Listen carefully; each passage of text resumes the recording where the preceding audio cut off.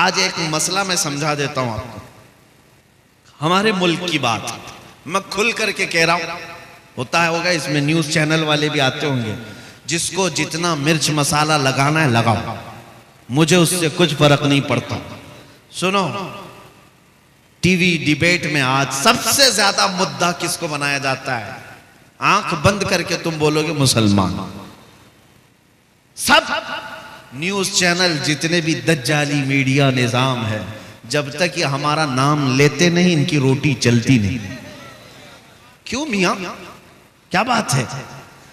एक तो मैंने सर्वे की रिपोर्टें देखी, मुसलमान इस मुल्क में सबसे बैकवर्ड है। इनके पास माल की कमी है, इनके पास एजुकेशन की कमी है, इनके पास सियासत नहीं, इनके पास क़यादत नहीं, इनके पास डिपार्टमेंट में लोग नहीं, इनके नेता नहीं। सब रिपोर्ट में हमने देखा, यहां तक के कई रिपोर्टें ये बताती हैं कि दलित समाज से भी नीचे आ गए मुसलमान कुछ मामलात में। इतनी बिछड़ी हुई कौम है अगर, और वो भी पूरे मुल्क में 14% है। इतनी बिछड़ी हुई कौम जिनका ढंग का एक नेता ना हो, इल्ला माशाअल्लाह, और कोई ताकत नहीं, कोई कुव्वत नहीं। फिर मैं ये पूछता हूं, सबसे ज्यादा डिस्कशन इस कौम पे क्यों होता है? जो सबसे कमजोर है, अगर सबसे ज्यादा बिछड़ी हुई है, तो फिर मुद्दा हर टीवी चैनल का यही क्यों है? सुबह से शाम तक खोलो यही, बुर्का, अजान, दाढ़ी, टोपी, नमाज, मुसल्ला, मस्जिद, इसके अलावा क्या है? सब कुल मिलाकर के न्यूज का हासिल सिर्फ मुसलमान, सिर्फ मुसलमान। मैं बहुत दिनों तक ये सोचता रहा, जब इस कौम के पास कुछ है ही नहीं, तो ये न्यूज चैनल में इतनी ज्यादा क्यों हाहाकार मची हुई हमारे नाम से। फिर इकबाल की बात याद आई, कुछ बात तो है, कुछ बात तो है कि मिटती नहीं हस्ती हमारी, सदियों रहा है दुश्मन दौरे ज़मां हमारा। कोई बात तो है जिसकी वजह से बहुत ज्यादा तुम टारगेट पर हो, बहुत ज्यादा निशाने पर हो। वो क्या बात है? दुनिया को पता है, शायद तुम्हें पता ना हो। दुनिया जानती है, शायद तुम नहीं जानते। हाँ, मैं मानता हूं तुम्हारे पास सियासत की कमी है, एजुकेशन की कमी है, क़यादत मफकूद है, मालो दौलत में कम हो, असर और रसूख में कम हो, मैं मानता हूं। लेकिन दुनिया को पता है ये सब कुछ इनके पास नहीं। लेकिन एक दौलत इनके पास ऐसी है कि जिस दिन वो बेदार हुई, दुनिया का जागना हराम कर कर रखेंगे। वो दौलत का नाम है इश्क मुस्तफा, जिसको इकबाल ने कहा था। यूरोप आज भी ये कहता है, ये फाका कश मौत से डरता नहीं, जरा रूहे मोहम्मदी इसके बदन से निकाल दो।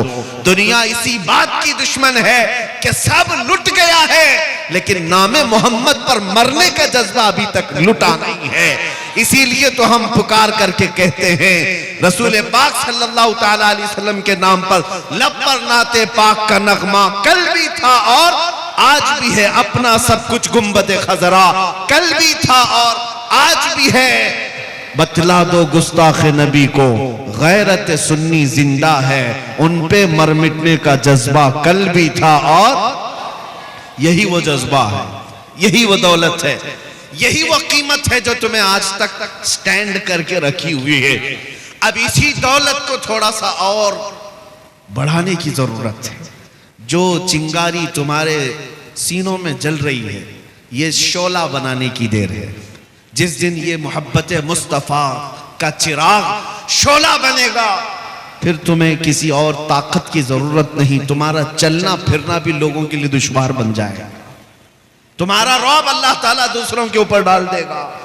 इसलिए मेरे अजीजों, नबी पाक सल्लल्लाहु ताला अलैहि वसल्लम की मोहब्बत अगर सच्ची है तो अपने ख्वाहिशात को कुर्बान करो, अपने ख्वाहिशात को कुर्बान करो।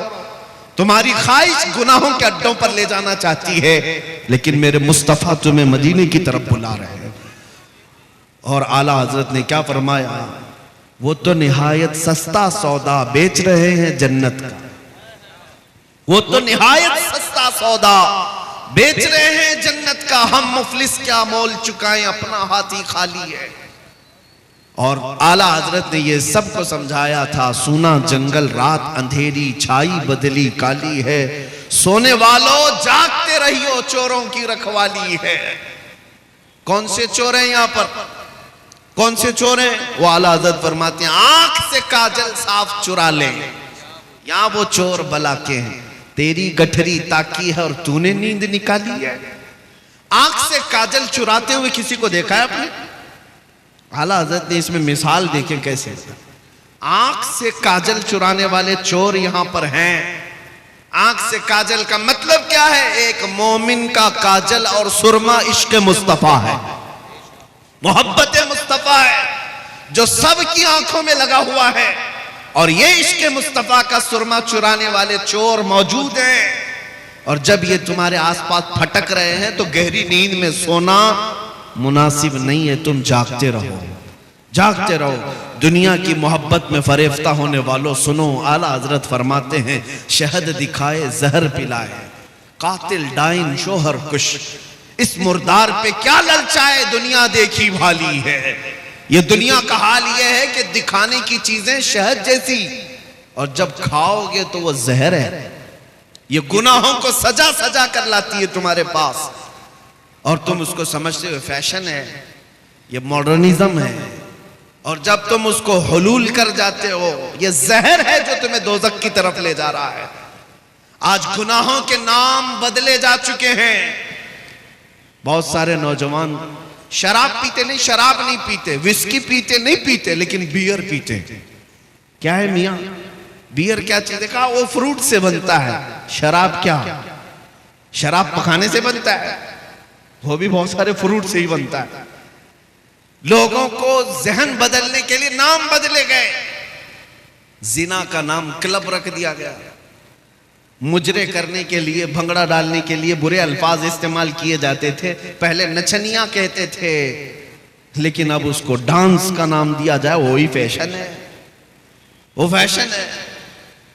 जुआ खेलने वाले होते थे, उनसे दुनिया बचती थी, लेकिन अब जुएबाज, सट्टेबाज, दुनिया के बड़े बड़े करोड़पति बैटिंग करते हैं। हम क्या काम है? क्रिकेट, फुटबॉल में बैटिंग करना। जुएबाज, गैम्बलर, ये वो लोग हैं जिनके मुतालिक रसूल पाक सल्लल्लाहु ताला अलैहि वसल्लम की अहादीस में सख्त तरीन मजम्मत आई है। सूद खाने वाले, आप ब्याज कहते रहे होंगे, लेकिन अब दुनिया उसको इंटरेस्ट के नाम से, नया लफ्ज फाइनेंस के नाम से खिलाती है। सूद का एक लुकमा खाने वाला, मेरे मुस्तफा फरमाते हैं, खाने काबा के सामने अपनी मां से जिना करने के बराबर है। मुसलमानों को इन तमाम चीजों में लाकर डाल दिया गया है। गुनाहों के नाम बदले गए।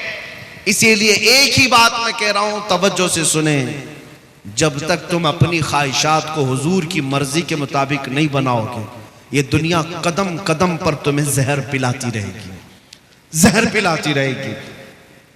आपको क्या क्या नाम दे दिए गए। बहुत सारे नौजवान सजने संवरने के नाम पर अपना अपना तशख्खुस बिगाड़ लिया, अपनी आइडेंटिटी बदल दी। तुम्हारी दाढ़ियां तो गटर में बह रही हैं, तुम्हारी टोपियां तो छुपी हुई हैं, शर्म आती है। उन दूसरों को देखो, चोटी रखने में शर्म नहीं आती, बालियां पहनने में शर्म नहीं आती, चूड़ियां पहनने में शर्म नहीं आती। नौजवानों की बात कर रहा हूं, कपड़े फाड़ करके पहनने में शर्म नहीं आती, लेकिन मुस्तफ़ा करीम के अखलाक पर अमल करने में शर्म आती है। इंसाफ करो, फिर कौन से मुसलमान हो।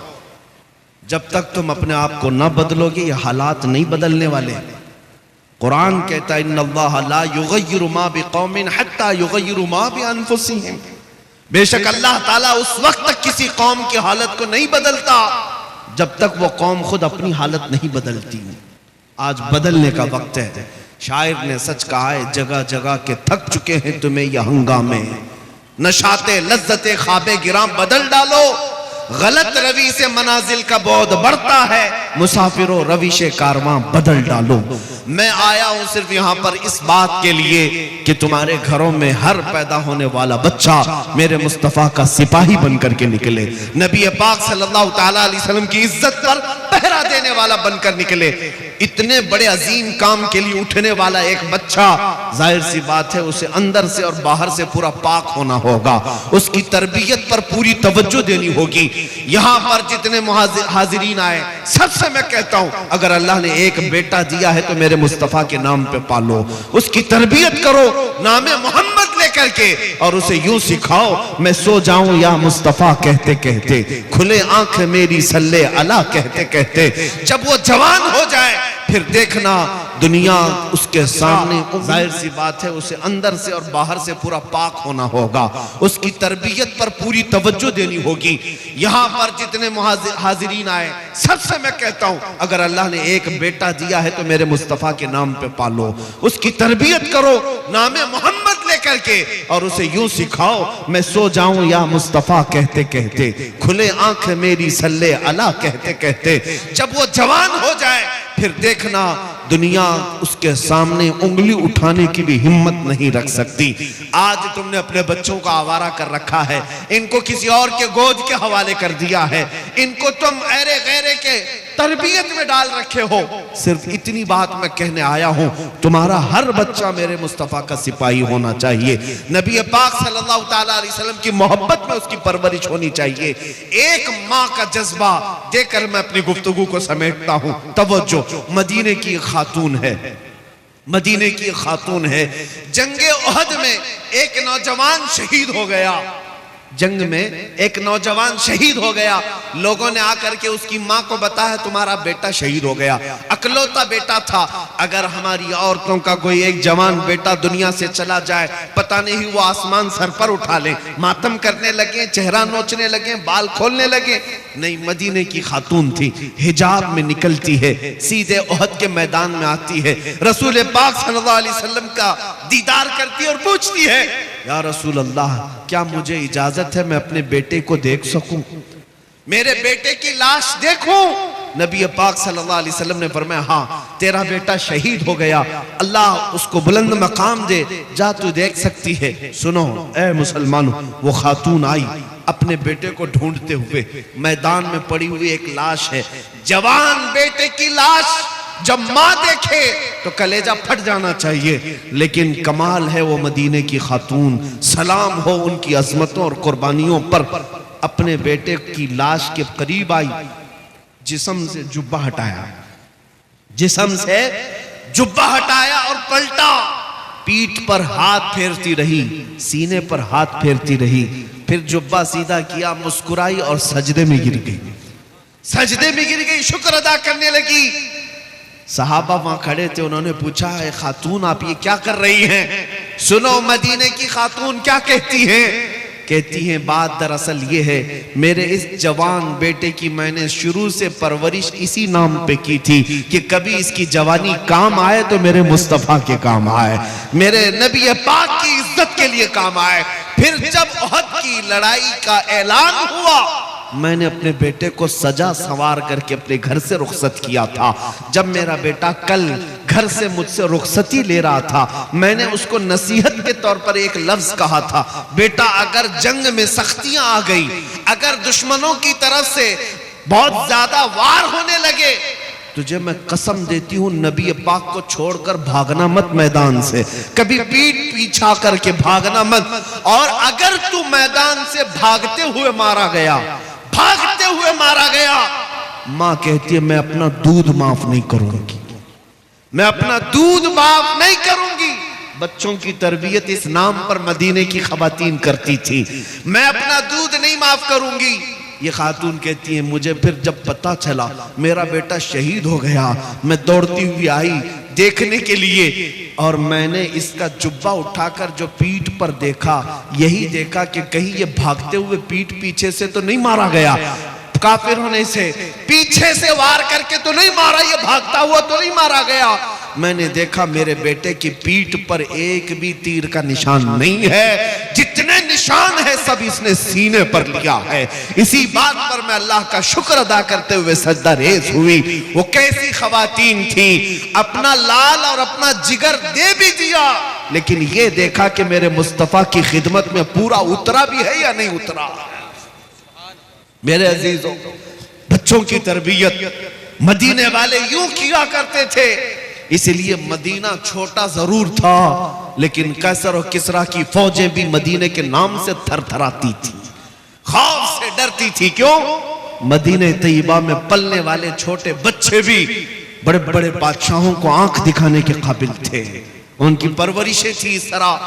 ऐ अजीज कौम के गयूर नौजवानों, आज मैं इतना मैसेज देकर के जाता हूं।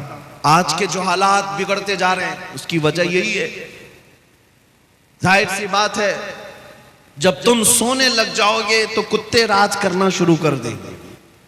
तुम्हारा चलना फिरना जारी रहेगा तो कुत्ते अपनी अपनी जगहों पर जाएंगे। आज ये तमाम हालात के बदलने की वजह यही है, हमने अपने हाथों अपनी बहुत सारी खराबियां की हैं, अपने हाथों अपनी बर्बादियां शुरू की हैं। इन्हें कौन समझाया है नौजवानों को कि तुम्हारा दीन कितना पाकीज़ा है, कितना खूबसूरत है, इससे बेहतर इज्जत तुम्हें कहीं नहीं मिल सकती। मुस्तफा करीम के कदमों में जो इज्जत है वो फरिश्ते भी उसकी इज्जत करते हैं। लेकिन तुम कहां ढूंढने निकले? बॉलीवुड में, हॉलीवुड में, और तुम सीरियल्स में, टीवी चैनल्स में देखने पर चल पड़े। जब कौम अपना तशख्खुस और अपनी आइडेंटिटी छोड़ देती है तो वो लोगों की ठोकरों पर आ जाती है। हमारी अपनी रिवायात बरकरार रखना हमें जरूरी है। आ जाओ मेरे मुस्तफा के अखलाक पर। आज जो हालात बदले हैं, सिर्फ थोड़ी बेदारी की जरूरत है। मुझे पता है उन पाखंडियों की कोई हैसियत ही नहीं जो अपने गुफे में बैठकर भौंक तो सकते हैं, लेकिन कभी किसी मोहम्मद अरबी के शेर का मुकाबला कर ही नहीं सकते। इतनी बात तय है, ये आज से नहीं तारीख से साबित है। नबी पाक सल्लल्लाहु ताला अलैहि वसल्लम की निस्बत जिस गुलाम से है, कुत्ते उसका मुकाबला नहीं करते। और ये बात भी मैं बता दूं, हाहू बहुत हो रहा होगा, दुनिया वाले बहुत कुछ बड़े बड़े बुलंद बांग दावे कर रहे होंगे, लेकिन इतनी बात जरूर है, बहुत सारे कीड़ों की आवाज से और कुत्तों की आवाज से इनकलाब नहीं आता। एक शेर भी अगर दहाड़े तो पूरे मैदान में इनकलाब आता है। बड़ी बड़ी उन आवाजों की तरफ हमें तवज्जो करने की जरूरत नहीं। हमने देखा है आज एहसास सिर्फ इस बात का हो रहा है कि हमें छेड़ने वाले लोग खुले आम आजाद हो गए, वरना इतनी मजाल नहीं थी कि मेरे नबी तक उंगली पहुंच जाए, कुरान तक पहुंच जाए, इस्लाम तक पहुंच जाए। होना तो कुछ नहीं, ना हुजूर की शान में एक नुक्ता फर्क आ सकता है, ना कलामे खुदा कुरान मुकद्दस का एक नुक्ता बदला जा सकता है, कुछ नहीं होगा। लेकिन शर्म की बात यह है कि हमारी जिंदगी में उन तक हाथ कैसे गया, इस बात का अफसोस है। बाकी कुरान के मिटाए जाने का या रसूल पाक की इज्जत का सवाल ही नहीं बनता, क्योंकि आला हजरत ने फरमाया तू घटाए से किसी के न घटा है न घटेगा। या रसूल अल्लाह, जब बढ़ाए तुझे अल्लाह ताला तेरा, मिट गए मिटते हैं मिट जाएंगे, आधा तेरे न मिटा है न मिटेगा कभी, चर्चा तेरा रहेगा यूं ही उनका चर्चा रहेगा। पड़े खाक हो जाए जल जाने वाले, नबी पाक सल्लल्लाहु ताला अलैहि वसल्लम की इज्जत पर कोई आंच नहीं आ सकती, कुरान पाक का एक नुक्ता नहीं बदल सकता। हमने अपनी जिंदगी में भी नहीं देखा वो राफजी कुत्ता जो दीन बदलने निकला, इस्लाम बदलने निकला, कुरान को बदलने निकला। हालत ऐसी हो गई कि घर का, वो क्या कहते, धोबी का कुत्ता, ना घर का ना घाट का। आज यही हालत हो गई, ना इधर का रहा ना उधर का रहा, बीच सड़क में पड़ा रहा। अब तो ऐसे ऐसे स्टेटमेंट आते हैं उसके, जान का खतरा है, मैं जान का खतरा है। ये जिल्लत तो अभी दुनिया में देखनी है, आखिरत की बाकी है। सच फरमाया इमाम इश्क व मोहब्बत ने, या रसूल अल्लाह, जो तेरे दर से यार फिरते हैं, दर बदर यूं ही खार फिरते हैं, दर बदर यूं ही खार फिरते हैं। जो हुजूर पाक को छोड़ता है वो जिल्लतों का शिकार होता ही है। होना कुछ नहीं है, जो जो हुजूर की तरफ उंगली उठाते रहे वो सब कीड़े फना हो जाएंगे, सब कीड़े फना हो जाएंगे। बरसाती मौसम के कीड़े, लेकिन मेरे मुस्तफ़ा करीम की शान जैसी थी वैसी ही बाकी रहनी है। बल्कि कुरान उनके मुतालिक कहता है वलल आखिरतु खैरुल लक मिनल ऊला, ऐ रसूल हर आने वाली घड़ी आपकी पिछली घड़ी से बेहतर है। आपकी शान बुलंद होती ही जाएगी सुबह क़यामत तक। अरे मियाँ ये तो कुरान की बात है ही है। जॉर्ज बर्नार्ड शॉ, अंग्रेज तारीखदान, एक मौर्रिख या अंग्रेज एक दानिश्वर है, वो कहता है, हमारी जमात का नहीं, वो कहता है मैंने दुनिया में बहुत सारे इनकलाब देखे, रेवोल्यूशन और इनकलाब लाने वाली शख्सियतें जब तक जिंदा थी उनका इनकलाब भी जिंदा था, लोग भी ज्यादा थे, लेकिन जब वो शख्सियतें मर गई तो इनकलाब भी ठंडा पड़ गया, वो रेवोल्यूशन भी गया। जैसे लेनिन का इनकलाब, मार्क्सिज्म का इनकलाब, सोशलिज्म का इनकलाब, डेमोक्रेटिक का इनकलाब, बहुत सारे इनकलाब आए।